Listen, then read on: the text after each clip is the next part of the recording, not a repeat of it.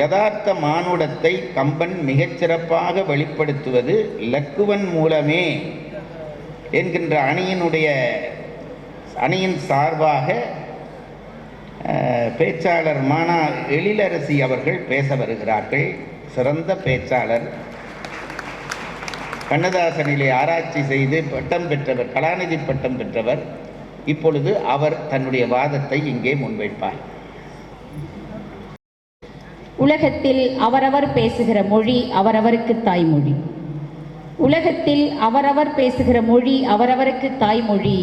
உலக மொழிகளுக்கெல்லாம் தாயாக தகுதி படைத்த ஒரே மொழி அது தமிழ் மொழி என்கிற காரணத்தினால் தாயாம் தமிழை வணங்கி மகிழ்ந்து உலக மகா கவிஞர்களுக்கெல்லாம் ஒரு மேடை அமைத்து அதிலே அவர்களை அமரச் செய்தால் அதில் முதல் நாற்காலியில் கவி சக்கரவர்த்தி கம்பனே அமருவான் என்று வாவேசு ஐயர் ஐயா அவர்கள் சொன்ன வரிகளை இங்கே நினைவு கூர்ந்து பாங்கறிந்து பட்டிமன்ற மேடையை ஏறி இருக்கக்கூடிய அத்துணை சான்றோர் பெருமக்களுக்கும், குறிப்பாக இந்த பட்டிமன்றத்தினுடைய நடுவராக நடுநாயகமாக வீற்றிருக்கக்கூடிய பார்த்தால் துறவி, பேசினால் அருவி, கம்பனுக்கே இந்த பிறவி என்று வாழ்ந்திருக்கக்கூடிய எங்கள் அருமை ஐயா அவர்களை வணங்கி மகிழ்ந்து, யதார்த்த மானுடத்தை கம்பன் அதிகம் வெளிப்படுத்திய கதாபாத்திரம் இலக்குவனே என்று பேச விழைகிறேன்.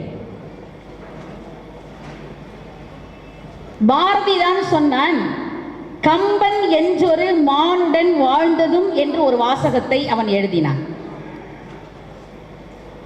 நாம் எல்லோரும் சாதாரண மனிதர்கள். மானுடம் வேறு, மனிதம் வேறு. யார் ஒருவர் தனக்காக வாழாமல் பிறருக்காக வாழ விழைகிறார்களோ, பிறருடைய துன்பத்தை துடைப்பதற்காக தன்னையே அர்ப்பணிக்கிறார்களோ அவர்கள்தான் மானுடர்கள் என்று நாம் அறிந்த ஒன்று. அப்படி தனக்காக வாழாமல் தன் வாழ்நாள் முழுக்க தன் அண்ணனுக்காக அறத்திற்காக வாழ்ந்த ஒரு கதாபாத்திரம் எது என்று கேட்டால் எங்கள் அன்பிற்குரிய இலக்குவன் கதாபாத்திரம்தான் என்பதை நாம் அறிகிறோம்.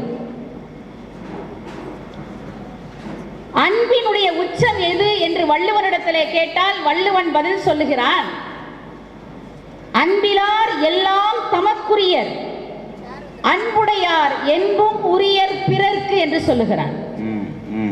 பிறருக்காகவே வாழுகிற அந்த உச்சபட்ச அன்பை நீங்கள் காப்பியத்தின் முழுமையும் வெளிப்படுத்துகிற கதாபாத்திரம் யதார்த்த மானுடம் யார் என்று கேட்டால் அது இலக்குவனாகத்தான் இருக்கிறது. நான் இலக்குவனை யதார்த்த மானுடத்திலே பார்த்து வியக்கக்கூடிய இடம் எது என்று கேட்டால், ஒரு தாய் குழந்தையை ஈணுகிற வரை, ஒரு கன்னி பெண்ணாக இருக்கிற வரை நல்லா தூங்குவாங்க. அவளுக்கு அப்படி ஒரு தூக்கம் வரும். அம்மா அப்பா வீட்டில் இருக்கிற வரைக்கும் எங்களுக்கு அப்படி ஒரு தூக்கம், நிம்மதியான தூக்கம், எந்த ஒரு சங்கடமும் கிடையாது. ஆனால் திருமணம் முடித்து அவள் ஒரு தாய்மையை அடைந்த பிறகு அவள் அந்த தூக்கத்தை கைவிட்டுருவாங்க. ஏன்? எந்த நேரமும் தன் குழந்தை குறித்த சிந்தனையே அவளுக்குள்ள ஓடும். ஒரு அம்மாவும் குழந்தையும் தூங்கிட்டு இருந்தாங்க. இது எப்போதும் சொல்லுகிற கதைதான். அம்மாவை எழுப்ப வேண்டும் என்று சொன்னால் ஒண்ணுமே செய்ய வேணாம், ஒரு பூவை எடுத்து பக்கத்தில் படுத்திருக்கிற குழந்தை மேல போட்டா போதும். அம்மா என்ன பண்ணுவா, அந்த பூ வந்து அந்த குழந்தை மேலாக விழுகிறதுக்குள்ளாகவே அப்படி தடுத்து நிறுத்திடுவா.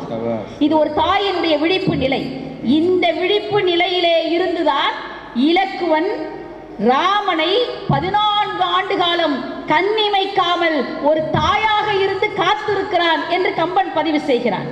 பர்ணசாலையிலே தன் அண்ணனும் அண்ணியும் உறங்குகின்ற போது வெளியே அவன் நின்ற காட்சியை குகன் சொல்லுகிறான்.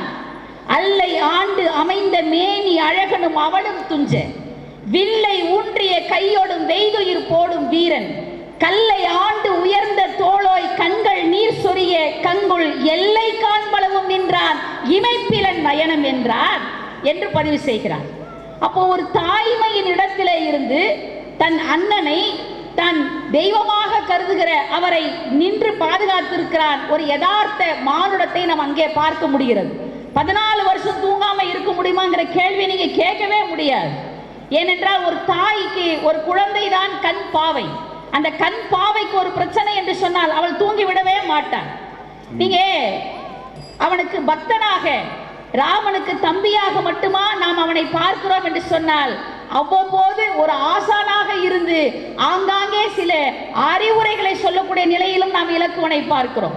அது மாயமான், அதன் பின்னால் செல்ல வேண்டாம் என்று தடுக்கிற அறிவு மதி நுட்பம் அவனிடத்தில் இருந்திருக்கிறது.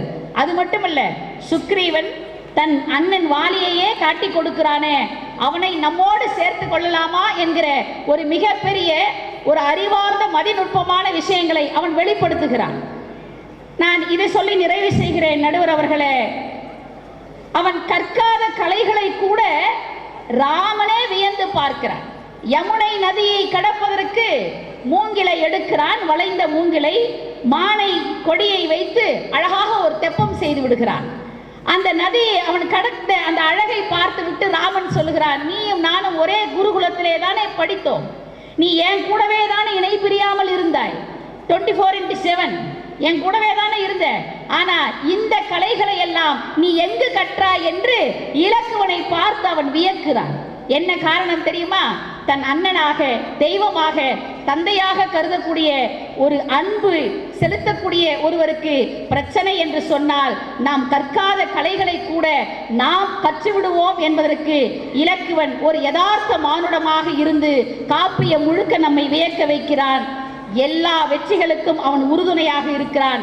இந்திரஜித்தை அவன் வீழ்த்துகிற போதுதான் நாம் அப்பா அப்படின்னு பெருமூச்சு விடுகிறோம் என்று சொன்னால் அது மட்டும் இல்லைங்க, விபீஷணனுக்கு அடைக்கலம் கொடுத்த ராமனுக்கு பழி நேர்ந்து விடக்கூடாது என்று இந்திரஜித்து விடுத்த கணையை தான் அந்த விபீடனனை காப்பாற்றுவதற்காக அவன் முன்னிற்கிறான் என்று சொன்னால், இலக்குவனை போல இன்றைக்கும் அண்ணன் தம்பியை ஒட்டி பிறந்தால் ராம லட்சுமணன் என்றுதான் நாம் பெயர் வைக்கிறோம். அவர்கள் ஒட்டி பிறந்தவர்கள் இல்லை. இவர் கோசலைக்கு பிறந்தவர், இவர் சுமித்திரைக்கு பிறந்தவர். ஆனாலும் அவர்களை நாம் ஒருவராக பார்க்கிறோம் என்று சொன்னால், காப்பியத்தின் கடைசி வரை ராமனுக்கு தோழனாய், பக்தனாய், தாயாய், எல்லாமுமாக சேவகனாய் இருந்து காப்பியம் முழுக்க ஒரு யதார்த்த மானுடத்தை வெளிப்படுத்தக்கூடிய கதாபாத்திரமாக கம்பன் அதிகம் வெளிப்படுத்தியது இலக்குவனையே. சுக்ரீவனையும் கும்பகர்ணனையும் இப்பொழுதே நீங்கள் ஒதுக்கி வைத்து விடலாம். ஏனென்றால் சுக்ரீவன் குரங்கினம், கும்பகர்ணன் அரக்க இனம். இங்கே மானுடத்துக்கே இடமில்லை. சுக்ரீவன் பயன் கருதி ராமனோடு கூட்டணி வைத்தவன். எப்பொழுதும் பயனை எதிர்பார்த்து கூட்டணி வைப்பவர்களுடைய நிலவரம் என்ன என்று உங்களுக்கு தெரியும். நீங்கள் கும்பகர்ணனையும் இதில் சேர்த்து விடவே முடியாது. அவன் அண்ணன் செய்வது அறத்திற்கு புறம்பான செயல் என்று தெரிந்தும் அவன் செஞ்சோற்று கடன் தீர்ப்பதற்காக போர்க்களம் வந்தவன்.